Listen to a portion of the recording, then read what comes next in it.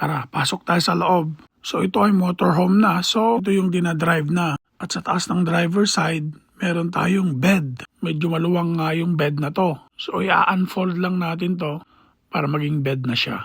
Ayan o. So dito kasyang-kasya ang 4 na bata pag matutulog sila ng paganyan. Kasya naman ang 3 pag paganito. At dito naman is yung dining table. May mga seatbelt din yan para dyan nakaupo yung mga bata at yung mga passengers. Pwede rin maging bed to guys. Tatanggalin lang yung paanan ng lamesa at magiging bed na siya. Parang ganito. Ayan, kasyang-kasyang 2 tao dyan. At ito, meron na rin siyang sink. Meron na rin siyang lutuan. Meron ka na rin ref. May microwave.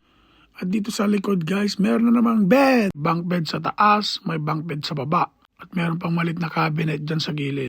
Ito naman ay yung washroom. Meron na ngang toilet dyan. Meron na ring shower, meron din sink at salamin at cabinet. So kompleto na siya guys. Parang maliit na bahay talaga siya na pwede mong dalhin kahit saan ka man magpunta. Magdadrive ka lang kahit saan. Pag napagod ka, hihinto ka, magluluto ng pagkain, o hihinto sa magagandang view para mag-relax.